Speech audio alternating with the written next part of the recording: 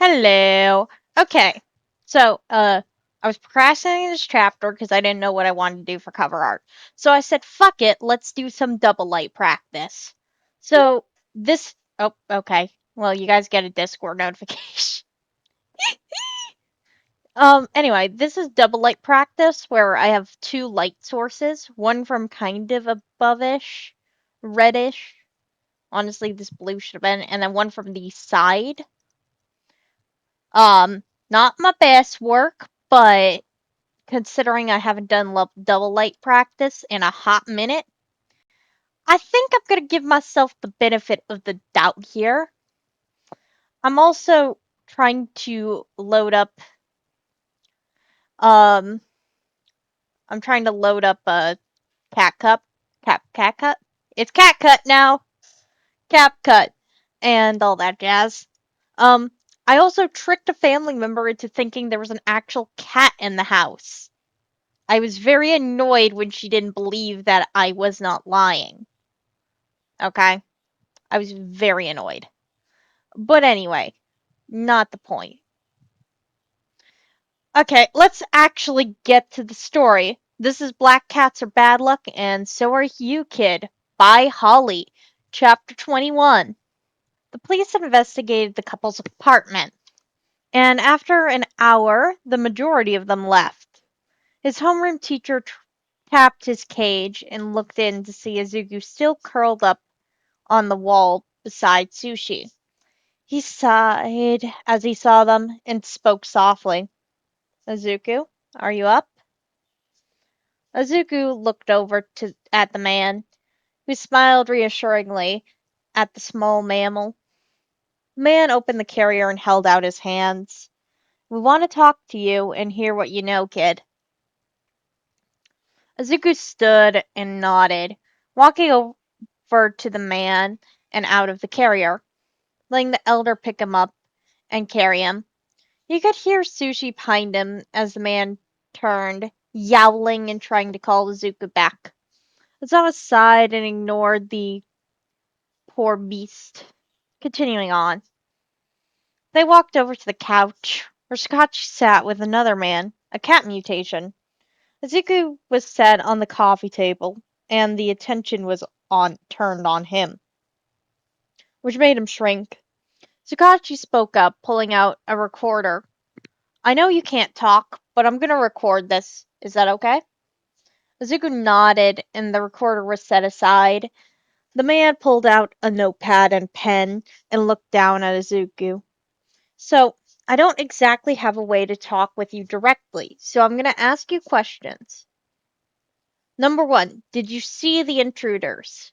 Izuku nodded, and the man wrote something down. Did you interact with them? Izuku shook his head, pointed over to where Sushi was, still stuck in the carrier. The man looked over to where Izuku was pointing, and the detective looked back at him. Did the other cat interact with the men? Izuku nodded and looked up to his teachers, who were both staring in Sushi's direction. Stunned looks adorning both their faces. Did he engage in fighting with these men? Izuku nodded, and his teacher's stunned faces increased.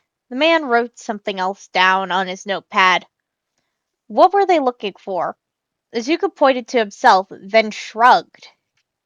The man wrote something down, looking like he was putting something together in his head. You think they were looking for you? Izuku nodded. His English teacher paled a bit, while his homeroom teacher's face hardened. The detective wrote down more, ignoring or not seeing the reaction of the pair. He looked back up to Izuku and sighed. So, how did they get in? Did they use quirks? Izuku nodded, and the man wrote it down. His English teacher leaned forward and spoke to Izuku. Did they unlock the door? Izuku nodded again, pointing to the man who Izuku looked up at Izuku. They looked a bit confused, but his homeroom teacher spoke up. Are you saying they unlocked the door with a quirk? Izuku nodded. The detective wrote that down, and his English teacher seemed to both relax and panic a bit more at the statement. His homeroom teacher rubbed his husband's back as the detective spoke up again. How many were in here? Izuku tapped his paw twice on the coffee table. The detective wrote it down. Okay, so two quirked individuals broke into your house with the intent to potentially kidnap you, Izuku Midoriya, who is still under the quirk effect of being a cat, with an unknown motive so far. Is that correct? Izuku nodded up at the man. That summed it up pretty well. The man sighed and stood, his friend standing with him. Well, I don't suppose you saw much of them. Zuko saw a glimpse of them before Sushi shoved him to the floor. He had their builds and heights. He nodded. Detective grabbed his phone and showed Zuko a picture. These are my two top suspects at the moment. Do they look familiar?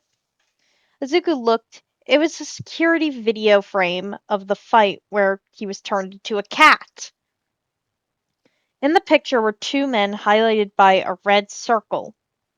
The builds and heights were quite similar, and their faces seemed familiar.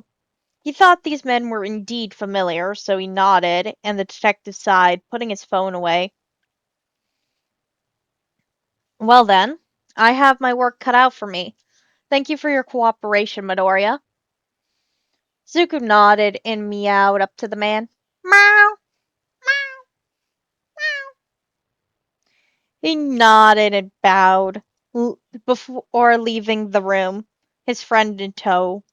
His homeroom teacher followed the pair, talking to them quietly by the door. Zuko didn't get much time to snoop, however. He was lifted by his English teacher and taken back to his carrier. He didn't want to go back in there and made it known by wiggling and meowing pathetically. Meow!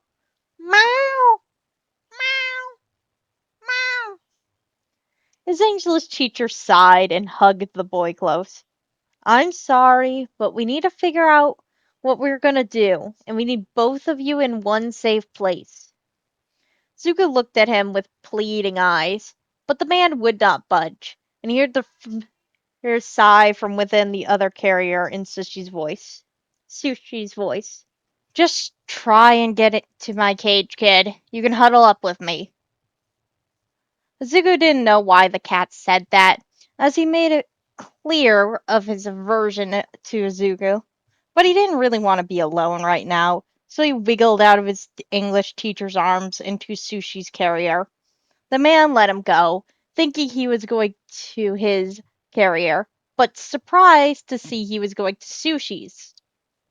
The large cat looked over at Izuku with a tired glare, moving over in the much larger carrier. Izuku pawed at the cage door, and after a moment his English teacher hesitantly opened it. He shimmied inside, curling up beside Sushi, who began to lick his fur clean as he settled. It felt nice, and Sushi began to deep rumbling purr, which relaxed Izuku further. His English teacher watched the display in astonishment, shutting the door to the carrier and backing away, leaving the two be. Izuku sighed, leaning against the large beast more, who turned rumbling questioningly. What is it? Izuku shrugged and looked up at the other, who was staring right back at him with big blue eyes. Just, this has been so exhausting.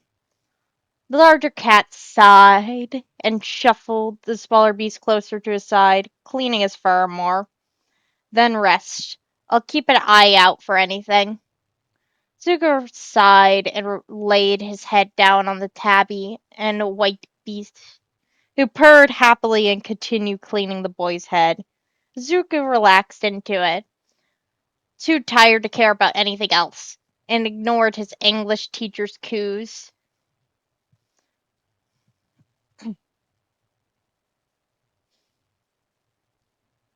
Shota sighed to himself. Nothing could go right for him, could it? Sukachi said that they had been chasing the pair since the fight just a week ago, and they hadn't had much luck. The pair had been seen once around a bank nearby, but they hadn't had any more leads until tonight. While their motive was unknown, Zukachi seemed to think they were after Izuku because they might somehow know that the boy was not a cat, but rather a human turned cat. The man reasoned that they may be after revenge, or need something from the boy. Whichever it was, Shota didn't care. He sighed and rubbed his eyes, nodding to the other dark-haired man.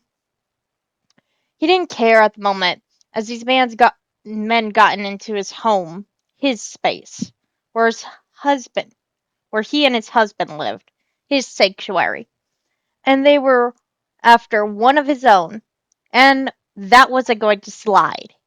He was going to protect what was his, and he was going to make damn sure he didn't fail. They said they were going to send some items to help secure the home, and Shota thanked them. They said their goodbyes before the last of the intruders departed. Shota closed the door behind them, his head hitting the wood with a thunk as the door clicked shut. He groaned softly, closing his eyes for a moment. He heard his husband's soft giggling in the kitchen and decided to see what the blonde man found so funny. He composed himself and walked into the kitchen, where he found his husband standing, looking into Susie's cage with a big smile, cooing softly into the large cat's area. He sighed and walked over, quietly speaking. Zosh, what are you doing? The man in question looked over at him and grinned, scooting over to make room for Shota beside him. He sighed and walked over, looking inside the carrier to see what the fuss was about. To his shock, there sat Sushi, with a small black blob laid on his side, a stark contrast to the other cat's white underbelly and light brown tabby fur. Said blob seemed to be asleep, and the large ball of fur was glaring at the pair outside the door of the carrier with obvious distaste. Cho sighed and smiled softly. At least there was something good going his way tonight. He felt his husband's arms wrap around his back and pull him close to the other man. He smiled softly and stood up from where he was bent over, bringing the blonde with him. Said man looked at Shota with a confused expression, and Shota smiled at him softly. He took the man's head in his hands gently and pulled him closer to kiss him with just as much care. Hisashi froze a bit, but soon returned the gesture, smiling softly. Shota sighed happily and hugged the man, pulling him close and backing into the counter. After a while, they pulled apart, panting softly. He rested his forehead on his partner, closing his eyes and feeling the man before him, letting the other do the same. They stayed like that for a while until the blonde sighed and whispered to the other man, You want to check the house while I draw a bath? Shota smiled and kissed his lover's nose. That'd be lovely. Get comfy. I'll be there. The blonde smiled and detached themselves. Shota watched his partner walk away into their bedroom, gathering comforting clothes for after their bath. He smiled to himself. He walked around the house, doing a check-over of everything. It took him a long while to satisfy his paranoia, though once he was able, he walked into the bathroom he and his husband shared and smiled. He smiled as he saw that his husband had listened to him and was settled into the bath. He smiled and sighed and walked over to join him. Maybe things would be okay. He slid in behind the man and began to wash his hair, feeling the stains in his hair as his husband sighed and relaxed into him, safe and sound. The domestic feeling calmed him, and soon he found his paranoia dripping away. And he let the soothing aura of his husband calm him, just for now. And that's the end of this chapter. This chapter is interesting. Yeah, I had like a fucking stroke figuring out a thumbnail. I don't feel confident enough drawing people. Well, I can draw them. I've drawn them for thumbnails before, but I'm not crazy confident in it. And I honestly prefer drawing animals. It's more fun. I do draw people though for my fic fan art sagas. Because that's another thing I do. And yeah, I was drawing a lot of cats today. I was gonna do a second recording today, but honestly, I don't know what the fuck to do for a thumbnail, which is what took this one so long to be made. Yeah, we love not having thumbnail ideas, y'all. It's great. So, probably I'll do it tomorrow or maybe a little later today when or I'll reread the chapter and figure it out. I don't know. We'll figure that out. I have a friend spectating me again. This one is Dull. You want to say hi?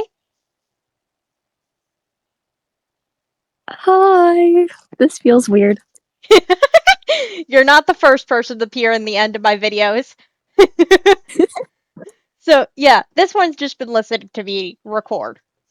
Uh, anyway, I think that's all for now. Bye!